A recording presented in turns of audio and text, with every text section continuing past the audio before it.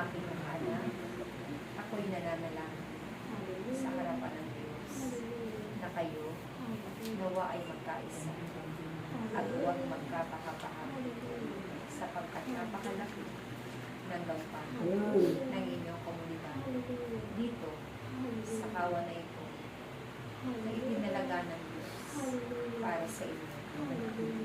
Nawa, lagi kayong maging tapat sa inyong paglilingkod sapagkat ang naglilingkod ng tapat ay sasagana magpahanggang sa wakas. Ako na inyong Inang Maria ay laging humihingi ng awa at habag sa Diyos na ang inyong bansa ay kanyang ilayo sa anumang pangunguna. Kayong bilang inyong bayan ay ilayo sa mga nakaambang mga sakuna na maaari ninyo maramdaman. Kaya naman, kayo'y maging kaisa sa pananalangin ninyo sapagkat ang nais ko kayong lahat ay maliligtas at malayo sa pagmamahal. Ako ay lagi ninyong kasama saan handa ko kayo pumaroon at sa inyong pananalangin ako'y naroon at kasama ninyo. Aking mga anak, alam ng Diyos ang pinagdadaanan ng bawat isa sa inyong lahat. Ngunit kung kayo'y magtutulungan, kapag katagumpayan ninyo ang mga bagay na pinagdadaanan ninyo na nagiging sanhi ng inyong kanilapaan. Manalangin lamang kayo sa harapan ng dambana ng Diyos at ipagkakaloob niya sa inyo ang nararapat para sa inyong lahat. Natutuwa ang Diyos kapag kayo'y nagkakaisa at ako'y ay nagagalak sa tuwing kayo'y aking mapagmamasdan na naroroon ang inyong pagkakaunawaan at pagtutulungan sapagkat ito ang nais ng Diyos na ang bawat kanyang tinawag, pinili na kanyang mga lingkod ay laging nagkakaroon ng pagkakaisa at kagalakan sa inyong pagtitipon. Patuloy kayong humayo sapagkat ito ang kalooban ng Diyos para sa inyong lahat. At ibibigay ng Diyos sa inyo ang mga bagay na inyong pangangailangan sa araw-araw.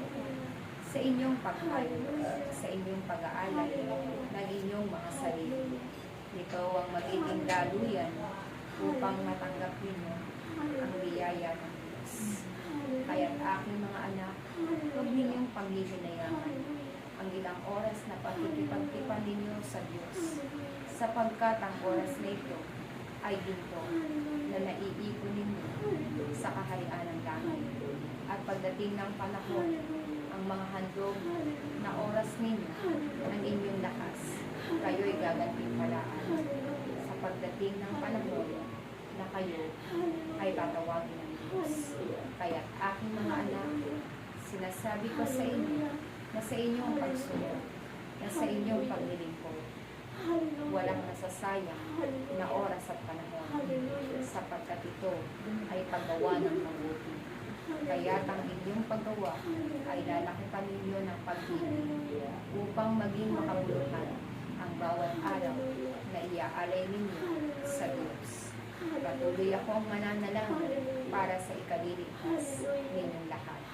Patuloy akong hihingi ng awa at habag sa Diyos upang kayo ay laging maging malakas at malayo sa mabibigat na karamdaman sapagkat marami pa kayong gagawin gawain sa ubasang ito na itinalaga ng Diyos sa inyong lahat. Ako, ang inyong Inang Maria, na laging handang manalangin para sa inyong lahat.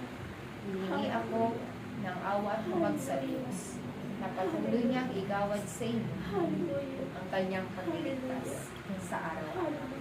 Maraming salamat sa inyong lahat, aking mga anak.